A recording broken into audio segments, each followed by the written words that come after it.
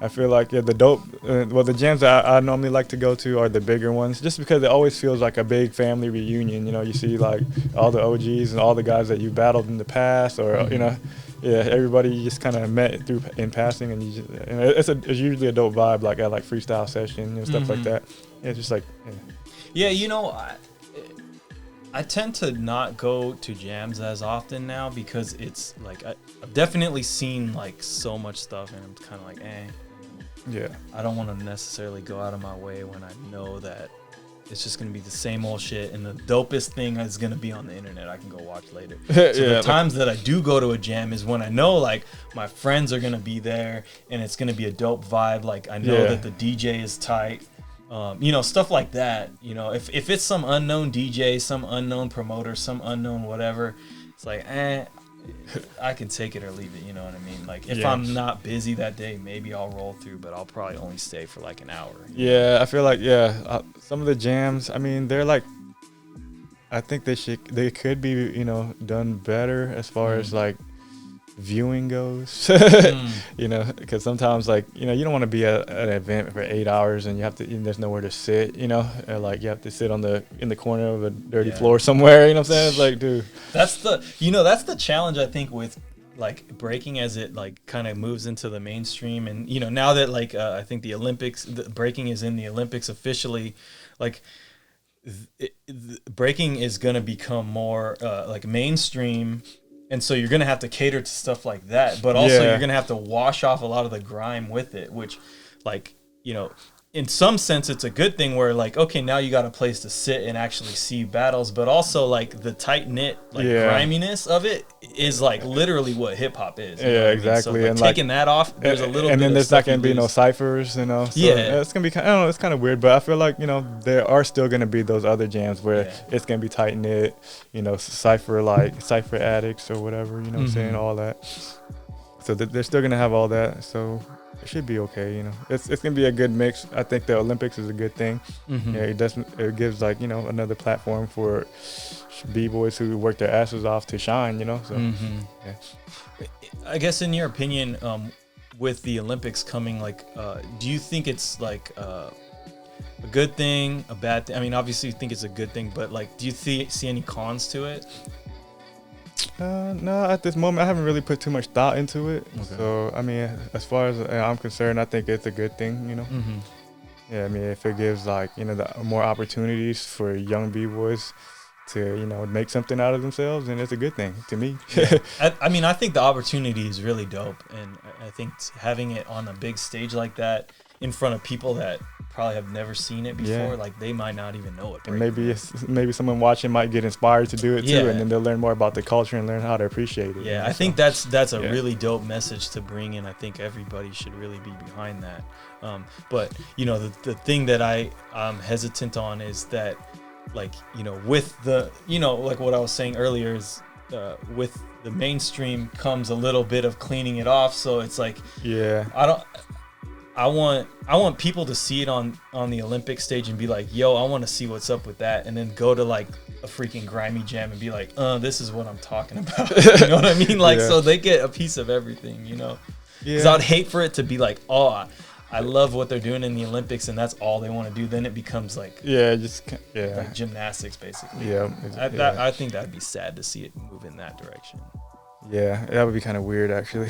I mean, but I think it's a really good opportunity, and it really comes from, you know, our community taking the reins of the Olympics and shaping it in the way that we want it to be viewed by people who have no idea. Yeah, and then, like, you know, all the competitors, they're all legit. Everybody's like dope and high level, so I don't see anything wrong with it. I mean, it'd be whack if they just got, you know, some like beginners or something up there competing for gold, you know. But no, this is like, we're talking about real, you know, hitters.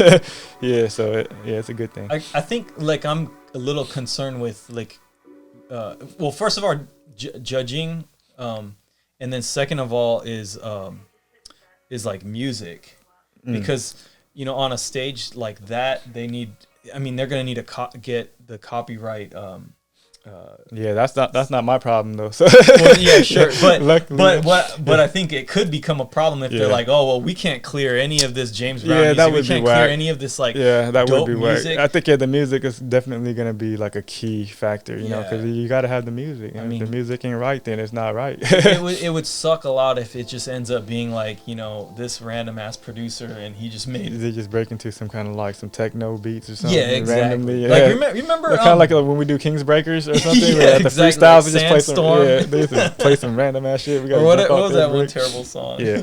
Boom boom pow. But yeah, no, I mean, like, remember the first BC one?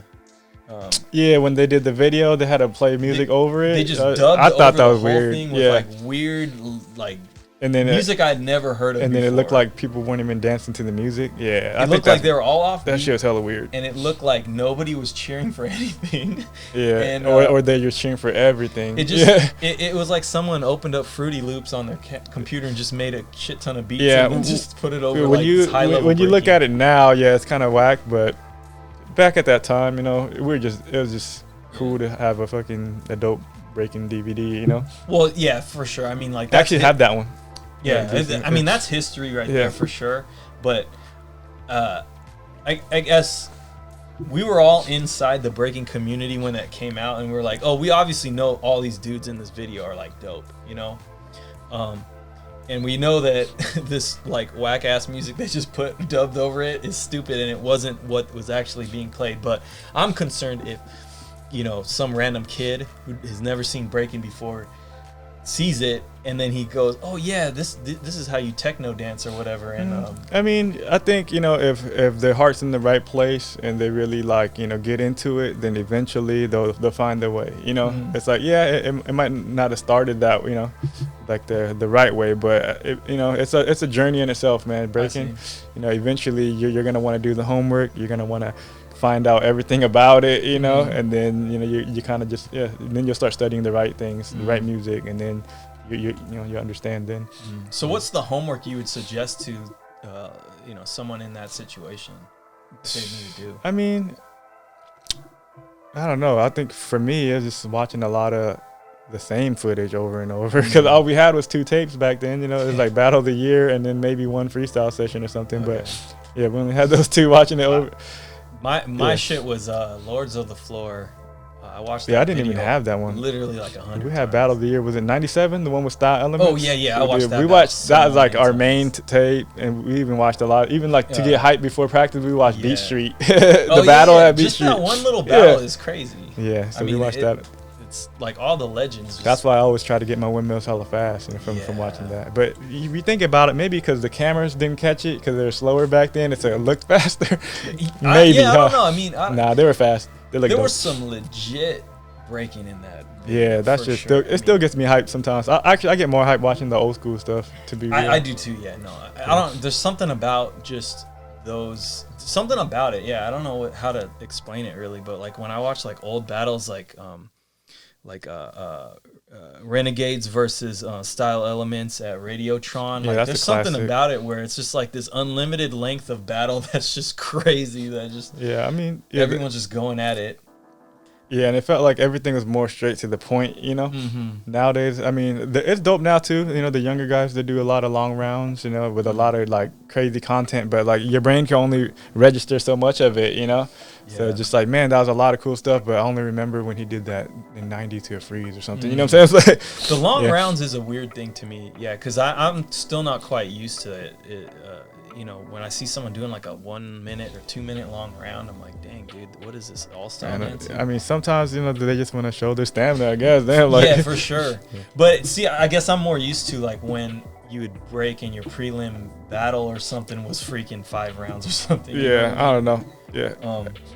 I guess that's just their style, you know, and maybe that's how they felt in the moment. We don't know. No, I mean, I'm not hating on it. I think it is what it is, and it's you know, that's just where the competition world has kind of gone to. Yeah, I feel like, you know, the younger guys figured like, well, we got to make sure we cover all our bases, since you know, like if you're going against somebody more experienced that's gonna dance on you, well, you know what I'm saying, now you got to outclass them in everything else or something, you know. So they're just doing everything, which I think is dope. You know, it kind of changed like the dynamics of how everybody puts their, you know, competition rounds together. You know? Yeah.